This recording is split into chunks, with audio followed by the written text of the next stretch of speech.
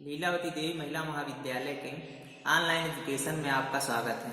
हम लोग पढ़ रहे हैं डीएलएड चतुर्थ सेमेस्टर में, जिसमें हमारा फर्स्ट पेपर है, जिसके अंतर्गत हम लोगों को पढ़ना है आज फोर्थ यूनिट चतुर्थ अध्याय, जिसमें हमारा टॉपिक है स्वरों, व्यंजनों तथा व्यंजन समूहों को सुनकर समझना। आप सभी जानते हैं कि लिखित भाषा की छोटी से छोटी मूल ध्वनि वर्ण है, जिसके टुकड़े नहीं किए जा सकते। हम जो कुछ भी उच्चारण करते हैं वह ध्वनि है। ध्वनि को जब हम सार्थक रूप से प्रस्तुत करते हैं, जब अर्थ सही होती है, तो वह भाषा बन जाती है। ऐसे में इस भाषा को किस प्रकार से हम सुनकर समझ सकते हैं, स्वर व्यंजन किस प्रकार प्रयुक्त होते हैं, किस प्रकार से हम इनके भावों को समझ सकते हैं, इसके लिए हमको समझना होगा कि स्वर व्यंजन क्या है और किस प्रकार से इनको समझने के लिए हमें इनके कौन से आधार समझने चाहिए। तो सबसे पहले आप सभी जानते हैं कि हिंदी वर्णमाला में स्वर और व्यंजनों को आपको दो भागों में विभक्त किया गया है। इसके बारे में आप पूर्व में ही अध्ययन कर चुके हैं। अब हमको देखना है कि सुनकर समझने की सार्थकता के कुछ आवश्यक आधार कौन से हैं, जिनके माध्यम से हम स्वरों और व्यंजनों को सुनकर समझ सकते हैं। तो पहला है, सुनने वाले की श्रवण इंद्रियां सामान्य व क्रियाशील है। जो व्यक्ति सुन रहा है उसकी जो श्रवण इंद्रियां हैं, जिनके माध्यम से सुनता है, कान, सामान्य व क्रियाशील हो, वह सामान्य हो और क्रियाशील हो, तभी वह सुन सकता है, समझ सकता है। इसके बाद भाषा की ध्वनियों से शब्दों का बोध होना। जो भाषा की ध्वनियां प्रयुक्त की जा रही हैं उनसे शब्दों का बोध होना चाहिए, जिससे वह उसे समझ सके। इसके बाद सुनने वाला ध्वनियों के प्रति सजग हो और उन्हें समझने का प्रयास करता हो। जो सुनने वाला व्यक्ति है वह जो भी ध्वनि है उसके प्रति सजग हो, तत्पर हो और उन्हें समझने का प्रयास करें कि वह मतलब क्या बोला जा रहा है, क्या मतलब है उसका। इसके बाद ध्वनियों से भाव और विचार संप्रेषित किए जा रहे हैं, उन्हें श्रोता बोधगम्य कर सके। ध्वनि के माध्यम से भाव और विचार संप्रेषित किए जाते हैं। अब श्रोता इतना योग्य होना चाहिए कि वह उसे बोधगम्य कर सके। इसके बाद वह मनोयोग पूर्वक सुन सके। श्रोता द्वारा बोली गई या जो व्यक्त की गई बातें हैं उनको वह मनोयोग पूर्वक सुन सके। इसके बाद बालक सुनते सुनते समान ध्वनियों का पारस्परिक अंतर समझ सके। बालक इतना सक्षम हो कि जो वो सुन रहा है वो सुनते सुनते जो समान ध्वनियां हैं उनकी जो परस्पर अंतर है उसको वह समझ सके। इसके बाद यथा ह्रस्व और दीर्घ में अंतर कर सके। वह ह्रस्व और दीर्घ में अंतर करना समझ सके कि कहाँ पर कौन सा शब्द ह्रस्व है, कौन सा वर्ण दीर्घ है। इसके साथ ही स्वर और व्यंजन के अंतर को समझ सके। स्वर और व्यंजन की जो ध्वनि है उनका अंतर वह समझ सके। इसके बाद वह बलाघात, स्वराघात, स्वर के आरोह अवरोह तथा वक्ता की आंगिक चेष्टाओं के अनुसार भाव का अर्थ ग्रहण कर सके। जब हम भाषा का प्रयोग कर रहे होते हैं तो उनमें बलाघात, स्वराघात और आरोह अवरोह का प्रयोग करते हैं। इस समय कुछ आंगिक चेष्टाएं भी होती हैं, उनके अनुसार जो श्रोता है वह अर्थ को ग्रहण करने में सक्षम हो। अब हमको देखना है कि सुनकर समझने की अपरिहार्य कारक कौन से, ऐसे कौन से कारक हैं जो सुनकर समझने के लिए अपरिहार्य हैं। तो पहला है स्वर व्यंजन अक्षरों का ज्ञान।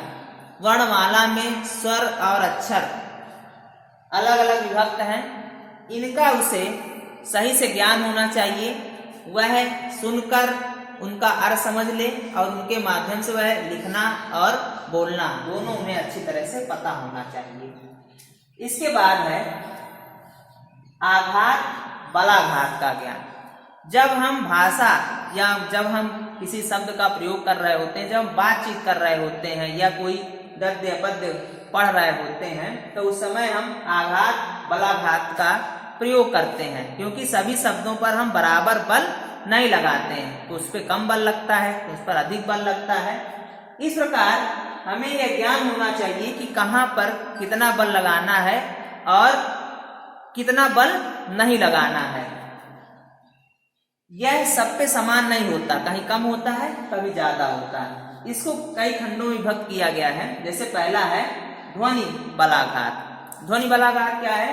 जब हम कुछ शब्दों पर अधिक मतलब बल देते हैं, मतलब तेज ध्वनि करते हैं, कुछ पर मध्यम ध्वनि करते हैं, तो वहां पर ध्वनि बलाघात होता है और इसके माध्यम से हम कुछ अर्थ स्पष्ट करने की चेष्टा करते हैं। इसके बाद है अक्षर बलाघात। भाषा व्यक्त करते समय हम अक्षर बलाघात भी करते हैं। कुछ जो वाक्य होते हैं उनमें कुछ अक्षर ऐसे होते हैं जिन पर हम ज्यादा बल देते हैं, वो एक विशेष अर्थ को प्रकट करते हैं, इसलिए हमको उसका भी ज्ञान होना चाहिए। इसके बाद है शब्द बलाघात। शब्द बलाघात को वाक्य बलाघात के नाम से भी हम जानते हैं।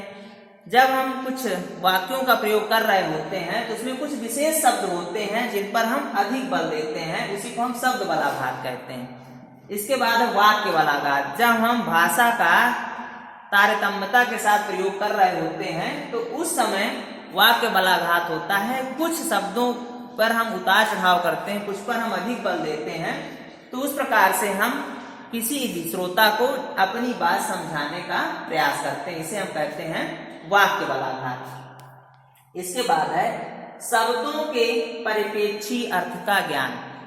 श्रोता ऐसा होना चाहिए जैसे शब्दों के परिप्रेक्षी अर्थ का ज्ञान हो, मतलब जो भी शब्द प्रयोग में किए लाए जा रहे हैं उसका परिप्रेक्ष्य क्या है उसके बारे में उसे ज्ञान होना चाहिए। जैसे कभी कभी उदाहरण व्यक्त किया जाता है कि आपकी तो आंख का पानी ही मर गया। अब यहाँ पर पानी का मतलब आंसू से नहीं है और मर जाने से मतलब उसके निर्जीव होने से नहीं है।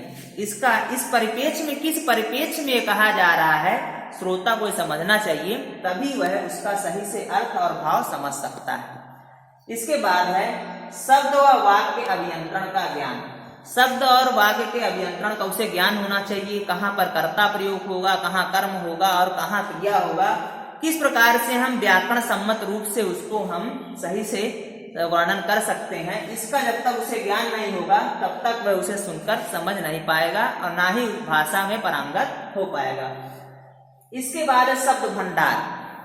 जो सुनने वाला व्यक्ति है श्रोता, उसमें कुशल शब्द भंडार होना चाहिए। यदि शब्द भंडार कुशल नहीं है तो वह सुने गए वाक्यों का अर्थ नहीं समझ पाएगा, क्योंकि यदि शब्दों के बारे में उसे अर्थ स्पष्ट नहीं है, उसे ज्ञान नहीं है, तो वह उनके बारे में सही से अर्थ व्यक्त नहीं कर पाएगा। हर शब्द का अर्थ न समझने की वजह से वह किसी भी भाषा या किसी भी जो वक्तव्य है उसके बारे में अपना बोध है वह स्पष्ट नहीं हो पाएगा। इसलिए उसका शब्द भंडार अच्छा होना चाहिए। इसके बाद है सुनने के प्रेरक कारक। ऐसे कौन से कारक हैं जो सुनने के लिए प्रेरित करते हैं किसी भी व्यक्ति को? तो पहला है आवश्यकता। आवश्यकता सुनने का पहला प्रेरक कारक है। जब तक हमें किसी वस्तु की आवश्यकता नहीं होती तब तक हम उसके लिए प्रेरित नहीं होते। इसलिए सबसे पहले हमें हमारी आवश्यकता होनी चाहिए। जो भी बात हमारे सामने रखी जा रही है, जो भी प्रसंग है, उसकी हमें आवश्यकता है या नहीं, ये बहुत मायने रखता है। यदि आवश्यकता होती है तो हम उस पर अधिक ध्यान देते हैं। दूसरा है रुचि। जो भी प्रसंग या जो भी बात या कहानी या गद्य हमारे सामने चर्चा की जा रही है उसके लिए हमारी रुचि होना, श्रोता की रुचि होना आवश्यक है। यदि वो उसमें रुचि नहीं रखता है तो वो उस पर ध्यान नहीं देगा। यदि उसमें रुचि है तो उसे ध्यान पूर्वक पढ़ेगा या सुनेगा। इसके बाद ध्यान, अटेंशन, यह भी बहुत मायने रखता है, सुनने के लिए आवश्यक कारक है। जब हम किसी बात पर ध्यान देते हैं तो वह अच्छे से हम उसे सुनते हैं। यदि उस पर हम ध्यान नहीं देते हैं तो उसके बारे में हम नहीं समझ पाते हैं। इसलिए किसी भी भाषा को या किसी भी विचार को समझने के लिए हमें उस पर ध्यान देना अति आवश्यक है। इसके बाद है पूर्व ज्ञान। जो भी प्रसंग हमारे सामने चल रहा है, जो भी विचार भाषा हमारे सामने प्रदर्शित की जा रही है, यदि उसका हमें पूर्व ज्ञान है, उसके बारे में हमने कुछ थोड़ा बहुत आधा स्पष्ट कुछ भी ज्ञान है तो हम उसके बारे में जानकारी रखते हैं। यदि हमारे पास उसके बारे में पूर्व में कोई जानकारी नहीं होती है तो थोड़ा उस पर हम कम अपना ध्यान व्यक्त करते हैं, कम उसमें रुचि व्यक्त करते हैं। इसलिए पूर्व ज्ञान का होना जरूरी है, थोड़ा ही हो लेकिन होना चाहिए। इसके बाद है भौतिक स्थिति। सुनने के प्रेरक कारकों में भौतिक स्थिति भी महत्वपूर्ण है, क्योंकि यदि भौतिक स्थिति अच्छी नहीं होगी तो श्रोता कुशलता से सुन नहीं पाएगा। इसके अंतर्गत उस वातावरण जहाँ पर वह है, यदि वातावरण में कोलाहल है, यदि शारीरिक रूप से श्रोता स्वस्थ नहीं है या किसी प्रकार से मानसिक कुंठा से ग्रसित है, तो वह सुनने के लिए प्रेरित नहीं होगा और वह सही से नहीं सुन पाएगा। इसके बाद हम अगली यूनिट पढ़ेंगे, यूनिट नंबर 5, अध्याय 5। दिए गए निर्देश, संदेश, सुनाए गए वर्णन, कविता, कहानियों, लोकगीतों आदि में निहित भावों तथा विचारों को सुनकर समझना। इसमें सबसे पहले हम देखेंगे भाषा द्वारा भावों और विचारों की अभिव्यक्ति। भाषा भावों विचारों की जननी तथा अभिव्यक्ति का माध्यम है। भाषा के बिना मनुष्य पशु के समान है। भाषा के कारण ही मनुष्य सर्वश्रेष्ठ प्राणी बन पाता है। इसलिए भाषा द्वारा ही विचारों को अभिव्यक्त किया जा सकता है। इसमें सबसे पहले हम देखेंगे कविता। कविता कविता क्या है? हृदय के अंतर्गत मनोभावों, आकांक्षाओं और संवेदनाओं को छंदोबद्ध तथा अलंकारिक रूप से अभिव्यक्त होना कविता है। आचार्य मम्मट ने इसे स्पष्ट करने के लिए जो है अपने स्तर से परिभाषा दी है, ऐसा शब्द और अर्थ जो दोष रहित हो, अलंकार युक्त हो, कविता है। अब हम देखेंगे कविता का महत्व। तो पहला है, कविता में कल्पना पक्ष और बुद्धि पक्ष का समावेश होता है, क्योंकि कविता करते वक्त कवि कल्पना करता है और बौद्धिक पक्ष का समावेश करता है। इसके बाद यह आनंद की अनुभूति का सशक्त माध्यम है। कविता के माध्यम से मनुष्य आनंद की अनुभूति करता है, इसलिए उसका सशक्त माध्यम। इसके बाद कविता की मान्यता है कि जीवन सुंदर है, वह जीवन के सौंदर्य से व्यक्ति को परिचित कराती है। जो भी रस, अलंकार, छंद हमारे समाज में है, जो भी रसानुभूति है, वो कविता के माध्यम से ही व्यक्त होते हैं। इसके बाद इसमें भाव सौंदर्य है। कविता में भाव सौंदर्य होता है। भावों के माध्यम से सौंदर्य का व्याख्यान किया जाता है। इसके बाद यह मानव की संवेदना को प्रकट करने का अपूर्व साधन है। मनुष्य कविता के माध्यम से ही अपनी संवेदनाओं को व्यक्त करता है।